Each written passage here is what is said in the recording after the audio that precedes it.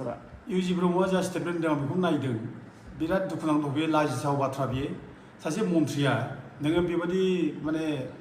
गावनि पार्टिनि मानसिल' होनो हायो मालायनि पार्टिनि मानसिया स्किम मोना होननाय बे अबे आयेनाव दं अबे संबिधानाव दं बे गिदिर कुइसन बियो आरो लोगोसे बे इलेक्सन जानाय समाव बियो इलेक्सन कड अफ कन्डाक्टखौ सिफायनानै जे बिदि एथ' माने क्रिमिनेल भाषाखौ बुंबाय बियो बे क्रिमिनेल भाषा बियो हे आं जावले जावले बुंगोन बे क्रिमिनेल भाषा बियो क्रुएल भाषा बियो निष्ठुर मानसिनि भाषा बियो नों खुनु बे खोथाखौ बुंनो हाया बियो मानोना बयबो जोंनि फोरजा बयबो गावनिनो मानसिजोब मोननांगौब्ला बयबो समानै मोननांगोन कन्स्टिटिउसनाव जाहोदों जायफ्रा मोननांगौ डिजार्भिं मानसिफोर बे व्यक्तिफ्रा मोननांगोन दिनै बे व्यक्तिफ्रा मोना दिनै इउपिपिएल मोनो मा होनना बाथ्रा दं बेयाव माने बे मानसिया बुंनो नागिरदों मा बियो जायनाखि माने अपोजिसन मानसिफोर गावसोरखौ सापर्ट खालामनाय मानसिफोर बिसोरखौ सैज्य खालामनो हाया बे सैज्य खालामहायै मानसि बे क्रुएल मानसि बियो माने गावसोरखौ सापर्ट खालामनाय मानसिखौ बियो एखेबारे लेलाय लेलाय बेखौ फोजोबनो नागिरनाय बिनि केरेक्टार दिनै बे नुजादों आरोखि आं दिनै बेखौनो बुङो गोरो बिनि सभाबा दिनै नुजानाय खारन जाहैबाय बेबायदि भाषाखौ बियो आगोलावबो बे माने बुंबोबाय जे जायफ्रा माने गावसोरखौ सापर्ट खालामाखै जाय एनडिपिफ्रा गावसोर माने लोगो लाफाखै बिसोरखौ बै समाव मा ट्रिटमेन्ट खालामा मा भाषा बुङा दिनै अनेक खोथा खोनादों एनडिपिखौ जेराव मेरावनो होसोनांगौ मानांगौ होननाय बाथ्राखौ दिनै गोबां मानसिया बुंबोगासिनो दङ दा होनबाथ' बिदिनो गावनि बुंनाया प्रमान जाबाय दिनै माबोरै बुंनो हायो बेलाय जे गावनि पार्टी मानसि नङैखौ जे माने स्किम होआ होननाय मा होननाय थारमाने बे जाय मानसिफोरा गावनि माने सापर्टार नङा बिसोरखौ माने लेलाय लेलाय सेस खालामनांगौ बिसोरखौ बे होननाय जादों बिसोरनो खुनु आर्थिक साहाय्य होनो मोना बिसोर लोमजाबा सानजोबा बेमार आजार जाब्ला बिसोरखौ नायनो मोना बिसोर इभेन हस्पिटालावबो बिसोरखौ माने मोजां बेबहार खालामनो मोना जिहेतु बिसोर इउपिपिएल नङा बे होननाय जादों उरखावग्रा ब्रह्मआ आं निन्दा खालामो उरखावग्रा ब्रह्मखौ आं कन्डेम खालामो आरो बे अरुणाचल स्किम माबा स्किमफ्रा बे बिनि बिफानि उरखावग्रानि सम्पति नङा बियो आरो बे बाथ्राखौ दा बुंदों बे आइ हेट इउ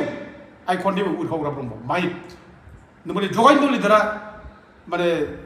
बर' जातियाव थानो समाया आरो नोंबादि थानायनि थाखाय दिनै बर' जातिनि गेजेराव दिनै गुलाय गुलाय फैदों बिसोरखौ जादों गावजों गाव नांलाय खमलाय जानाय बुलाय सोलाय जानाय बे जागासिनो दं नोंनो एकदम उरखावग्रा ब्रह्म आं नोंखौ मुगैयो नोंनि मोखां मुजुला लुबैयो उरखावग्रा ब्रह्म बेनि गेजेराव मोनसे सोंथि दिनै बिपिएफआ खुंथायाव गैया अब्लाबो दिनै खुंथायाव थासेयावबो इउपिपिएलनि जाय बिजाथि बेनि जानानै उफ्रा बिसायख'थियाव आसामनि गोबां दैदेनगिरिफोरा बिसायख'थि फोसावथियाव बाहागो लाफैनांदों बेयो मानि सारा होननानै सारा दा बाथ्राया बेनो दिनै जे एथ' माने दले बले फैदों एफाराब आक्रमणाखि बिराद गिदिर आक्रमण गिलु बालु मानो फैदों बिसोरलाय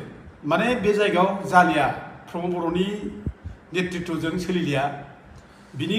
इउपिपिएलनि माने दिनै थगायनाय बिसा खोथा बुंनाय सोलिलिया दा बिदि फैदो जोंखौ सहाय फैदो बेयाव आसामनि मन्थ्रिफ्रा दिनै फैदों हयरेस बे जायगायाव खुनु माने दिनै बिपिएफआ बे क्षमतायाव गैया पावार गैया जेबो होनाय माने क्षमता गैया मानो फैनो जादों बे फैनो गोनां बेनो दिनै प्रमद बर'मोनहा जेबो माने बे गुरुत्व गैलिया रायजो राजा बिसोरखौ बुजिबाय बेनो आरो बेखौ मिथिनाय बायदि रायजोफ्रा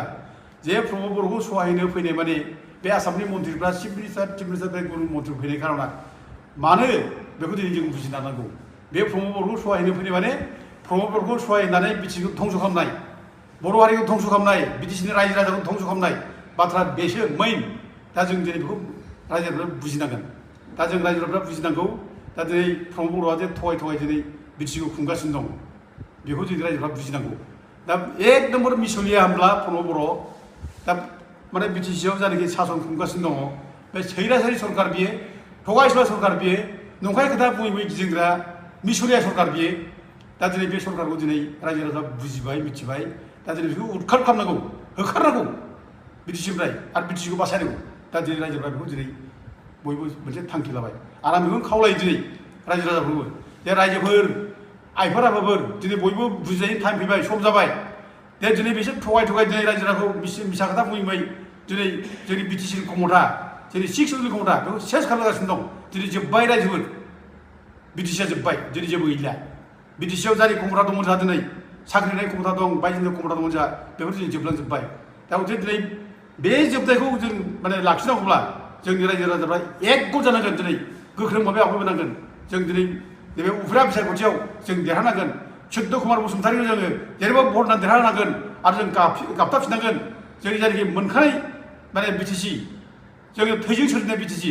जों बेखौ दिनै लाखिफिननांगोन नङाबा जेनगोन जों जोबगोन दा गथिखे आं दिनै खावलायो दिनै रायजो राजाफ्रा बयबो जागरण जानांगौ दिनै बयबो सेंग्रा सिख्ला बोराय बेन्थ' दिनै बे माने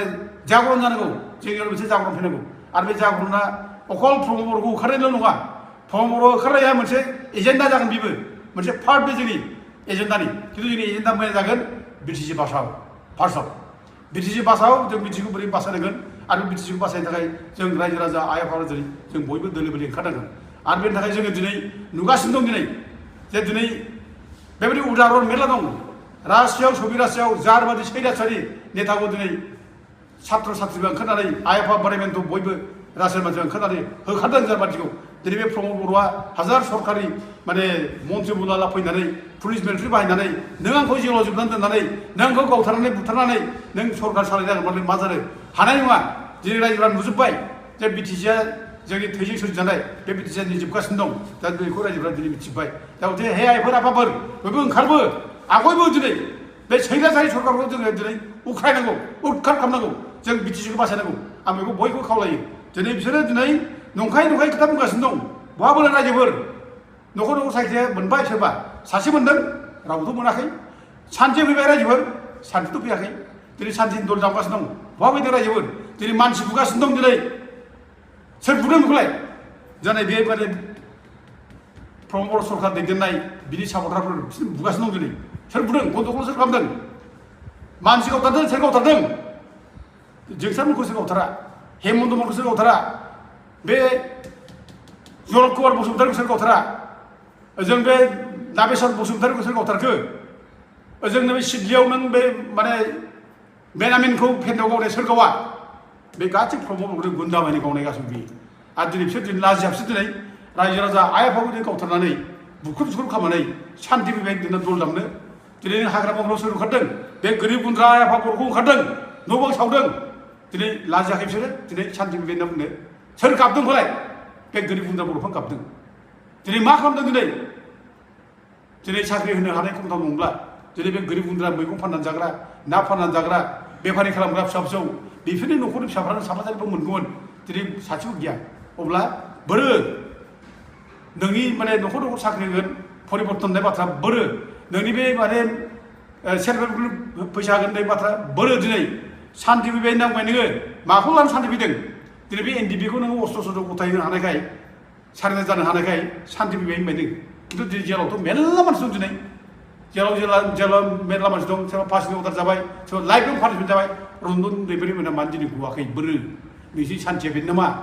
दिनै गावखौ दिनै जायनिखि एनडिपि मानसिफोर दं दिनै केसा माला जोबगोन बिनि सिन्था हाजिरा हैनांगौ फैसा थाखा गैया अब्ला नोंनि सान्थिया बोरो दा मिसलिया सरकार थगायग्रा सरकार बे सैरासारि सरकार बे प्रमद बर'खौ दिनै उदखार खालामदों फिन दिनाव दिनै थगायनाय मिसा खोथा बुंनाय बेल' दिनै बिसोरनिखौ दादागिरि सोलिनाय लासिं सिं दा दिफेन बर'मोन बादि एबसु नेताफोर थानाय समाव दिनै जाथियाव एथ' मिसा खोथा बुंनाय थगायनाय दा दिनै बर' समाजा मोनसे खोथा बाथ्रा दंमोन सोरबा जुदि नंखाय खोथा बुंब्ला मिसा खोथा बुंब्ला बेखौ समाजाव माने बिजिरो फाइन फोनाङो खौलुद फोनाङो दिनै बे दिफेन बर'मोनखौ प्रमद बर'मोनखौ सोर खौलुद फोनांनो सोर बिसोरनो दन्द' होबावनो जों दिनै रायजोफ्रा दन्द' होनांगोन रायजोफोर जों दिनै गामियाव जोङो नंखाय खोथा बुंग्रा थगायनाय बुंग्रा मिसा खोथा बुंग्रा गाज्रि खोथा बुंग्रा बेखौ जोङो खौलुद फोनाङो बिसार खालामो इभेन बुयोबो दा दिनै जोंनि नेताफ्रानो दिनै थगायगासिनो दं मिसा खोथा बुंगासिनो दं दा दिनै बिसोरनि साजाखौ जों मा होनो रायजोफोर दा दिनै टाइम फैबाय बिसोर साजानायनि दिनै जों बिसोर माने उदखार खालामनांगौ बिसोर साजा बेनो बिसोर गादि सुट खालामनांगौ पावारनिफ्राय बिसोर बोख्लायनांगौ बिसोर निन्दा खालामनांगौ दिनै दिफेन बर' बादि मानसिया दिनै एबसुनि नेता जानो समाया बे एबसुनि प्रेसिडेन्ट गारनांगौ इमिडियेटलि जाथिया जुदि मोजां जानांगौबा बे समाजा मोजां जानांगौबा बिटिसिआ मोजां जानांगौबा बे फार्स्टआव एबसुनि बिबारखौ बिदिनो गारनांगौ आरो लोगोसे बेजों लोगोसे प्रमद बर'मोनखौ जों गाज्रिनिफ्राय होखारनांगौ दा दिनै जों बे खामानिखौ जों रायजो राजाफ्रा दिनै मावनांगौ आं बयबो रायजोफोरखौ खावलायो